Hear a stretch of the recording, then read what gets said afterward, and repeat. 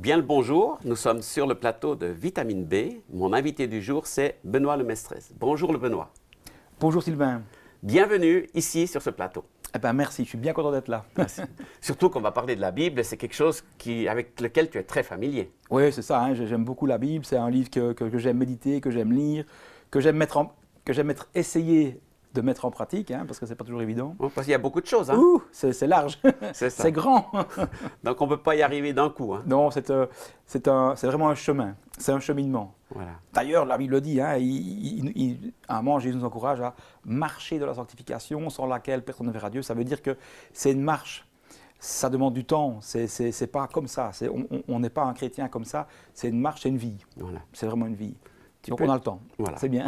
Tu peux te présenter un petit peu, nous dire quelle est ta situation, famille, professionnelle? Alors je suis Benoît Lemestrez, j'ai 45 ans, je suis marié à Anne-Catherine Pardon depuis 15 ans, enfin juillet prochain ça fera 15 ans. J'ai 3 enfants, 3 beaux petits garçons, donc Ben Caleb qui a 4 ans et demi. Les âges c'est compliqué parce que ça change chaque année. Ah ouais, c'est ça. 4 ans et demi. Et des jumeaux qui ont 1 an le 16, donc la semaine prochaine. Et donc voilà, on est bien. Je suis belge, avec une maman italienne. Et je travaille en Suisse. Voilà. Donc tu es déjà un peu dans une notion internationale. C'est ça. Tu bouges, tu voyages. Voilà. Voilà.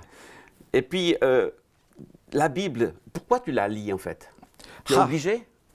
Non, c'est un plaisir. Si c'est une obligation, c'est plus marrant. Voilà. Non, c'est un plaisir de la lire parce que voilà, c'est quand même un livre qui nous est... C'est la parole de Dieu. C'est quand même la parole de Dieu. C'est quelque chose de sérieux.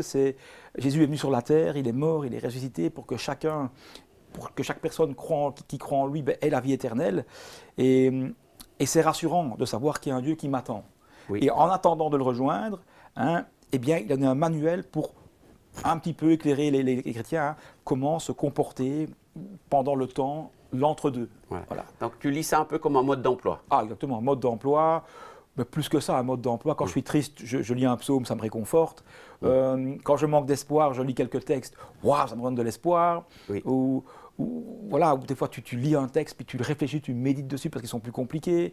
Et puis tu as la réponse quelques jours après, quelques semaines après. Mais en tout cas, tu as toujours la réponse. Donc ce n'est pas juste le code des obligations. Non, heureusement. Hein. Ce serait triste. Voilà. Non, c'est juste une marche à suivre. Et encore, elle est interprétative. Donc tu peux lire un texte aujourd'hui, quand tu as 45 ans. Peut-être que quand j'aurai ton âge, enfin 46, peut-être que je le lirai autrement. Parce que, non, mais tu as une maturité. Des fois, tu deviens papa. Voilà. Comme voilà, moi, récemment, je suis devenu papa. Et évidemment, c'est différent. Tu lis la Bible avec des autres lunettes, si je peux dire comme ça, de papa, et tu vois un peu Dieu comme ce papa qui te... Ouais, et tu comprends en plus pourquoi des fois il réagit comme ça, ou il te parle comme ça, parce qu'il t'aime, et très fort. Donc le texte que tu as choisi pour partager avec nous, c'est lequel? Alors je vais commencer par Luc 22, 61. Alors on va lire dans Luc 22, 61, ce qu'il est écrit. Le Seigneur se retourna et regarda Pierre. Pierre se souvint alors de ce que le Seigneur lui avait dit. Avant que le coq chante aujourd'hui, tu me renieras 3 fois. Ouais. Quelle est cette histoire de coq? Ouais, c'est spécial. C'est pas un coq au vin, attention, hein, c'est autre chose. C'est une histoire magnifique en fait. Pierre a accompagné Jésus 3 ans, on le sait. C'est un disciple. Un disciple, et le disciple. Ouais. Je dirais que c'est le disciple par excellence. Ouais. C'est le gars sur qui on aurait tout misé. Et pourtant, Pierre a trébuché sérieusement. Oui. C'est-à-dire que Jésus est en train de se faire crucifier, on tape dedans, on le fouette, on lui donne des coups de poing. Bon, c'est des soldats qui l'ont maltraité. C'est pas des danseurs, si je peux dire comme ça. Oui, ils sont rompus à la tâche. Et quand ils frappent pour faire mal. Oui. Et donc Jésus est là, il prend des coups. Et il est en train de mourir sur une croix. Et peut-être que je peux expliquer en 2 mots. Hein, mourir sur une croix, tu es sur la croix crucifié. Et puis, comment est-ce qu'on meurt? C'est par asphyxie, en fait, parce que les bras sont maintenus. Et ton thorax tombe en avant. Et donc, il y a une compression du thorax, des poumons sur le thorax. C'est pas respirer. Donc, pour respirer, tu dois pousser sur tes pieds, qui sont cloués. Donc, ça fait mal. Et donc, Jésus est en train de mourir à petit feu. Il est seul dans sa souffrance. C'est juste très difficile pour lui. Oui. Il est seul. Et en plus, il a dit quelque temps avant, Pierre, tu vas me renier. Oui. Et Pierre avait dit quelques versets avant, jamais. Dans Matthieu 26, vous lirez chez vous, il dira, même s'il me fallait mourir pour toi, je mourrais pour toi. Et là, Jésus lui dit, Pierre, cette nuit, avant qu'un coq n'ait chanté une fois, tu m'auras renié 3 fois. Et il dit, jamais, jamais. Oui. Il est sûr de lui. Ah, sûr de lui, jamais. Oui. Et il suit de loin Jésus. Bon, il le suit, déjà pas mal, il est là. Et il est donc à quelques mètres, puisque Jésus le voit. Oui. Et à un moment, il renie le Christ une fois. Il renie le Christ deuxième fois. Il renie le Christ une troisième fois. Un coq chante. Et là, Jésus en croix se retourne et regarde Pierre et ils se croisent. Oui. Et là, il est marqué, Pierre sortit et pleura amèrement. Oui. Il se souvint des paroles. Voilà un petit peu... Un gros échec. Oh là là, ça c'est... Terrible. Personne n'a fait aussi pire que lui. Oui. Ni André, ni les autres disciples, personne. C'est Pierre qui a... Pierre a échoué, mais lamentablement. C'est ça. Et ça, c'est terrible. Mais pourtant, et c'est là que mon Jésus, je veux dire comme ça, est différent. Il est vraiment génial parce que il meurt, oui. Il ressuscite. Et donc, la dernière fois que Pierre l'a vu, yeux dans les yeux, c'est un reniement en bonne et due forme. Et donc, Pierre se dit à ce moment-là, enfin, il se pose plein de questions existentielles. Mais est-ce qu'il aime encore? Est-ce qu'il croit encore en moi? Bon, j'étais pécheur, je vais retourner sur mon lac de Galilée, aller pêcher, ça je sais faire, mais moi, je ne suis pas un bon disciple. Je ne suis pas capable, regarde, je ne suis pas capable d'être un bon chrétien. De tenir mes promesses. Exactement. Donc, je mens, j'ai lamentablement échoué. Et pourtant, Jésus ne va pas l'oublier. Ouais. Parce que dans Marc 16, 7... Alors, on va lire Marc 16, verset 7. « Mais allez dire à ses disciples et à Pierre qu'il vous précède en Galilée. C'est là que vous le verrez, comme il vous l'a dit. » Super. Donc, juste un peu avant, tu as Pierre qui renie Jésus 3 fois, et comme j'ai dit, il y a un regard. Et quand il est ressuscité, Jésus voit des femmes, et il dit « Allez dire aux disciples », et puis c'est le verset préféré de Pierre, oui. Et à Pierre. Ouais. Pourtant, c'était un disciple. Oui, exactement, mais Pierre avait renié 3 fois. Ouais.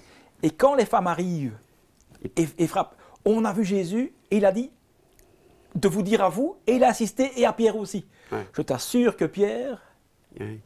Il a vraiment dit mon nom parce que je viens de le renier 3 fois. Oui, il ne se sentait pas concerné. Exactement. Et il s'est dit, jamais moi, jamais. Oui. Et pourtant, et alors c'est là, tu connais un peu l'histoire, dans Matthieu 28, c'est là que Jésus va envoyer. Il a dit, voilà, toute autorité, Matthieu 28, 16 à 20, toute autorité m'a été donnée dans le ciel et sur la terre.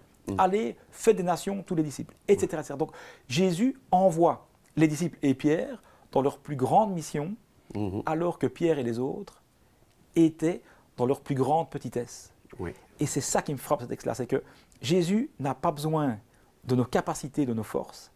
Jésus a besoin de personnes qui sont brisées et qui savent finalement, qui sont à son service juste par cadeau. Voilà. Et on dit par grâce. Ou disponibles. Disponibles, et des gens qui ont échoué. Ouais. Parce que c'est chouette, quelque part, parce qu'ils n'envoient pas des gens parfaits. Parce que les gens qu'on rencontre tous les jours ne sont pas parfaits. Je ne suis pas parfait. Peut-être que tu es parfait, je ne suis pas sûr. Bien sûr que non. Et donc, et ça c'est bien. Donc dans notre petitesse, c'est là. Si tu veux, on peut dire autrement, Dieu envoie les disciples dans leur plus grande mission, alors qu'ils sont dans leur plus grande petitesse. Il y a le paradoxe de la mission. Donc toi, tu as déjà échoué aussi? Ouh, mon ami, si tu savais. Des gros échecs. Oui, ben, bien sûr. J'ai aussi... à résister. Résister. Puis honnêtement, des fois, tu glisses aussi. Tu glisses, voilà, tu n'es pas toujours parfait. Ouais. Alors, moi, j'aime bien l'authenticité. Et c'est ça que je vois chez Pierre, c'est l'authenticité. Moi, j'aime ce mot-là aussi. Je n'essaye pas d'être un chrétien parfait, mais j'essaye d'être un chrétien authentique. Et c'est déjà pas mal. Oui. Un chrétien authentique qui est sur une marche et qui suit de mieux en mieux. Je ne dis pas qu'il faut faire n'importe quoi, pas du tout. Je suis aussi, je pense que quand tu es chrétien, il y a un sérieux qui t'est demandé, il y a une crainte de l'éternel. Une attente. Voilà, il y a quelque chose, on doit avoir une marche qui respecte Dieu. Oui. Pourquoi? Parce que quand on est croyant, on l'annonce avec ce qu'on est. Voilà. Donc, et les gens le savent. Exactement. Donc tu es regardé et je pense qu'on a un message à porter. Donc on doit quand même faire attention, être authentique et parler vrai. Voilà, ça c'est super important. Et puis dans ce parler vrai, des fois ça peut choquer des gens, leur dire moi j'ai échoué, j'ai pas réussi, ou là je me suis trompé, ou j'ai pas écouté Dieu. Comment tu le vis cela? Ah, ça c'est beau. Mais tu sais, Martin Luther a dit, le réformateur au XVIe siècle, il a pris Romains 8, 28, qui dit ceci, toute chose concourt bien à ceux qui aiment Dieu, jusque-là. On est d'accord. On est d'accord. Et puis il rajoute, même le péché. Ça choque. Mais comme c'est Martin Luther qui le dit, on le pardonne, parce que bon, c'est Martin Luther, c'est notre peu un père dans la foi. Oui. Et il a raison. Je pense qu'il a raison. Pourquoi? Parce que quand on glisse, quand on n'obéit pas, quand on n'arrive pas à faire on n'arrive pas à suivre complètement ce que la Bible dit, eh bien, quelque part, ça nous rend plus humains. Et c'est marrant parce que même Jésus, qui est Dieu, Jésus Hein, Jésus est 100% homme, 100% Dieu. Mais quand il est 100% Dieu, mais quand il marche sur l'eau, ça c'est Dieu qui est un... Et clair. quand il est 100% homme, à un moment, il est sur un puits, il est fatigué, et comme tous les hommes. Donc voilà, il y a le Dieu, il y a 100% homme qui a les sensations de l'homme, et il y a le 100% Dieu qui est Dieu. Alors, il a été homme, il y a une différence entre lui et nous, c'est qu'il n'a pas péché. C'est la grosse différence. Hein. Et donc, mais ce qui est bien, c'est que voilà, on voit un Jésus qui est tantôt 100% homme, tantôt 100% Dieu, et ça c'est important. Et donc, il sait rencontrer aussi l'homme dans son humanité. Et ce Jésus qui est 100% Dieu, eh bien, paradoxalement, dans la Bible, il est hyper humain. Par exemple, cette femme qui est prise en flagrant délit d'adultère, Voilà. Bon, c'est marrant parce qu'elle est juste traînée devant lui.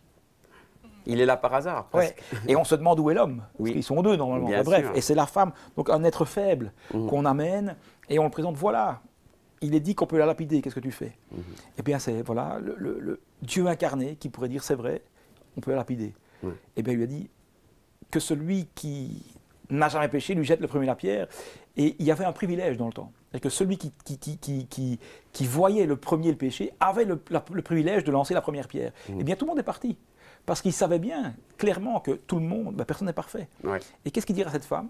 Tout Dieu qu'il est, va et ne pêche plus, moi non plus je ne te condamne pas. Voilà. Il y a une humanité dans le Christ, et je pense qu'il attend de nous de ne pas prêcher une perfection, parce qu'on n'arrive pas, mais de prêcher une humanité. Jésus est humain. Il redonne une chance. Exactement, donc soyons humains aussi. Voilà. Il donne même des chances, si on est honnête. Oui, c'est ça. Et donc, voilà, il donne des chances, et notre rôle, c'est quand même ne pas trop jouer avec ça, il faut quand même être sérieux. Mais quand on glisse, il est là et il nous redresse et il croit en nous.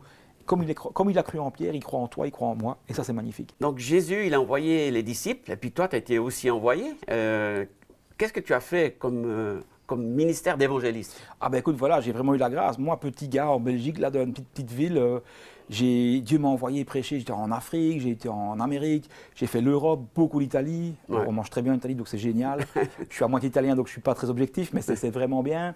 Et puis voilà, c'est vraiment magnifique. Et puis aujourd'hui, j'ai la chance d'être directeur aussi de Startup Ministry, c'est-à-dire que c'est une école qui forme des pasteurs, des évangélistes, ici à Yverdon. C'est quand même génial. Hein, pour dire que ce n'est pas un feu de paille, ça fait donc 26 ans que je sers Dieu comme ça, et il me le rend bien.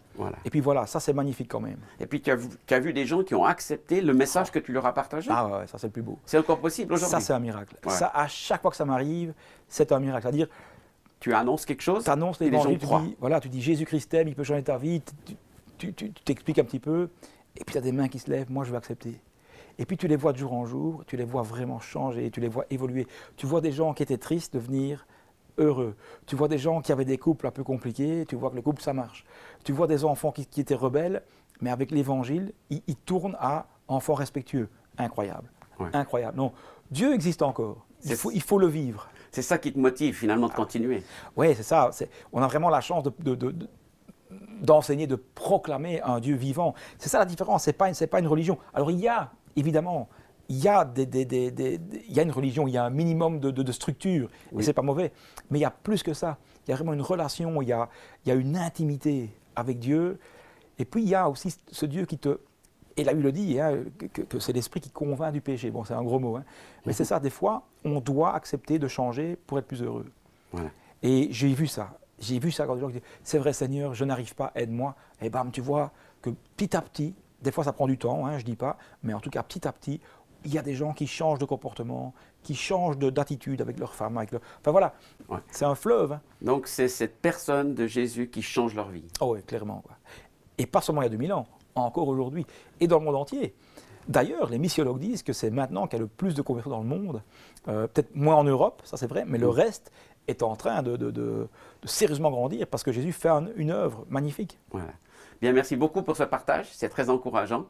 Et puis on aimerait dire à tous ceux qui nous suivent, eh bien effectivement, Jésus est vivant, Jésus aujourd'hui change des vies, il peut changer la vôtre, il peut vous aider à transformer votre situation par sa présence, par sa vie. Soyez bénis et au plaisir de vous retrouver sur une prochaine émission, Vitamine B.